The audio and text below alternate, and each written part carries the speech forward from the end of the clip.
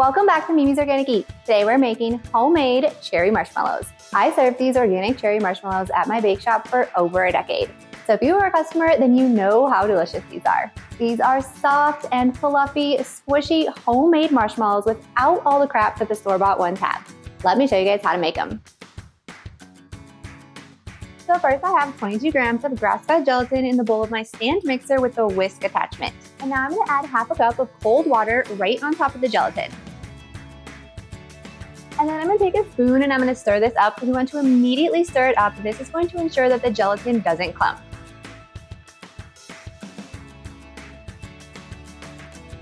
And while many people will tell you to just sprinkle the gelatin on top of your water and then don't touch it, I do the exact opposite. I owned a bakery for over a decade where we made homemade marshmallows almost every single day. And this method of blooming the gelatin has what I have found has worked the best for success for everybody. So this is why I do it this way. So while the gelatin is blooming, you're gonna need a 3-quart pot, and I like to put it on a scale. Next, we're gonna add in 454 grams of cane sugar. And next, we're gonna add 312 grams of organic light corn syrup. This is why I like to weigh it out, because it's so much easier to weigh it right into the scale than into a measuring cup, because corn syrup is so sticky. And I'm using the Wholesome brand. This is what we use at my bakery. I think they're one of the only organic corn syrups out there. And now if you guys don't want to use corn syrup, you can use honey in its place.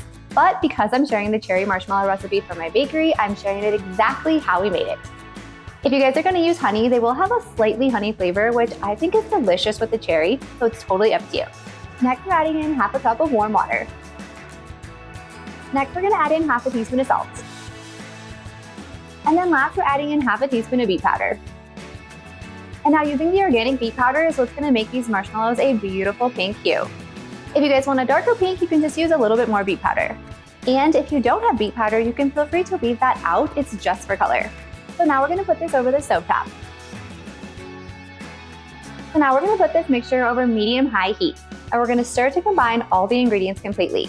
You want to make sure that you keep stirring to combine the sugar completely with the corn syrup. You don't want to let any sugar just sit on the bottom because that can burn.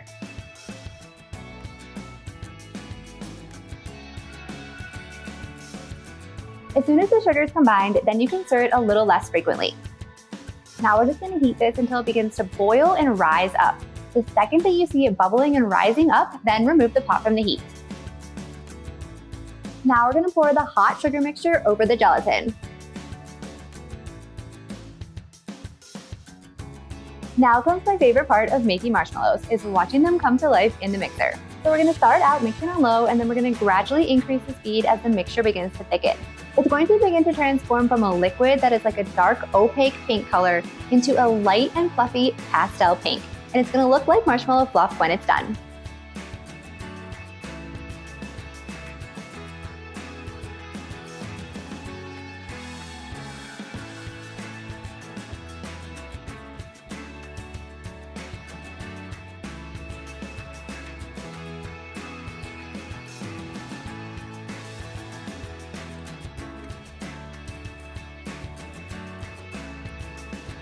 So if the marshmallow fluff kind of droops off the whisk, then it's not ready yet. We want to make sure that it's pretty thick.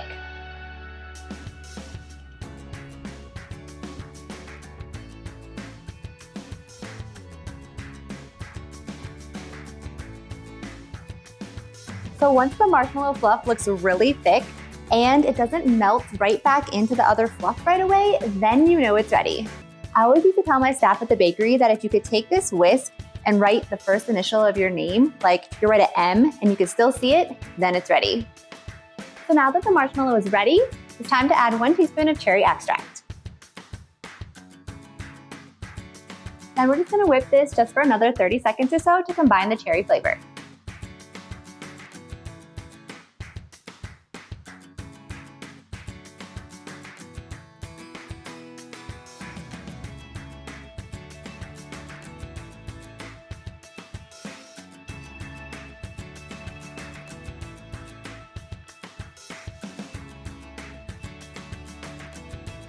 And now this is ready to pour into our pan.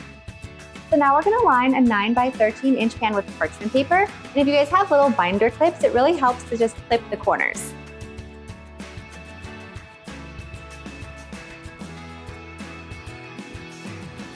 Now we want to make sure that we spray our pan with some kind of cooking spray. I feel that cooking spray just does such a better job than like straight coconut oil or olive oil, so I'm always using a cooking spray whenever making marshmallows. And I'm just using a plain avocado oil cooking spray, so the only ingredient is avocado. But you can use any kind of cooking spray that you like. If you don't have a cooking spray, then I recommend using some olive oil or melted coconut oil and just rubbing the pan really well. I just feel like the regular oil does not work as good as the cooking spray. And I just have a lot of experience with marshmallows from the bakery, so we've tried everything. So I highly recommend the cooking spray. So you want to make sure you spray the whole sheet of parchment paper and all the sides.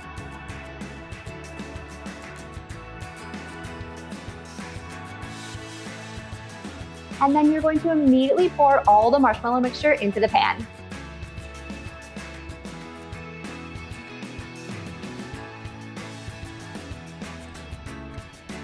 So now it's just time to let the marshmallows set overnight.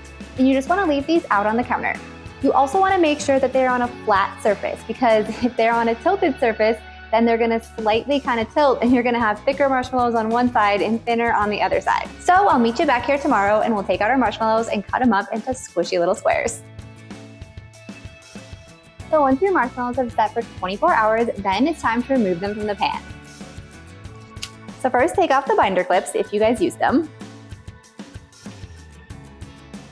Next, we're gonna get a half sheet pan and line it with parchment paper. And trust me, you guys need the parchment paper here. And then I have some powdered sugar in a sifter, and we're gonna sift it all along the parchment paper to coat it completely. Next, you wanna coat your fingers in the powdered sugar. This is gonna help when touching the marshmallow so it doesn't just stick to your fingers. So then take a little bit of powdered sugar and just put it on the edge of the marshmallow on the sides that are touching the pan. So the two smaller sides. Now you just want to take your fingers and lightly pull that marshmallow away from the pan.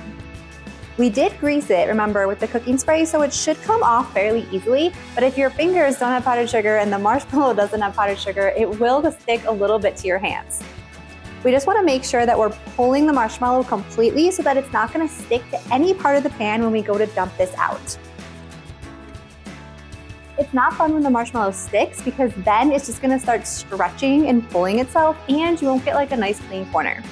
So now we're gonna transfer the marshmallows to the pan, and I like to flip them over so that this side lands on all the powdered sugar we just put on the pan.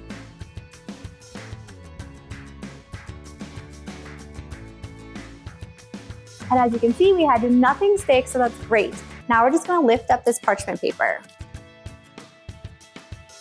Now we just sift more powdered sugar on top to cover all this exposed marshmallow. Basically, you want anything that's exposed to be covered in powdered sugar.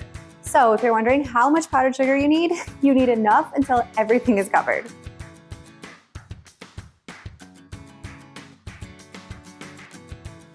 Now that we have all the marshmallow covered in powdered sugar, it's time to cut them into squares.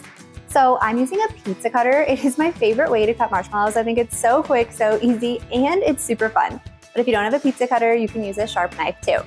So we're gonna cut these into 24 large marshmallows. So first we're gonna cut this in half, then we're gonna cut each of these halves into thirds. Then we're gonna cut each of those pieces into 4 large squares. And then if you guys wanna make mini marshmallows, you can cut each of the large squares into 4 from there. And then as soon as you cut the marshmallow, separate it immediately because it sometimes tries to stick back together.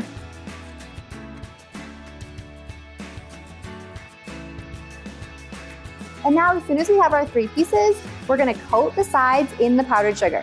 Remember I said any exposed marshmallow coated in powdered sugar.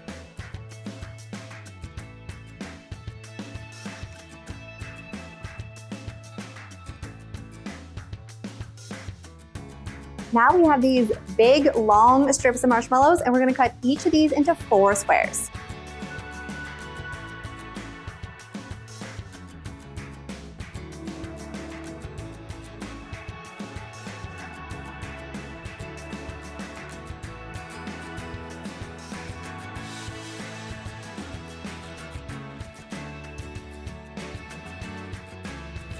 And look at how soft and squishy these marshmallows are.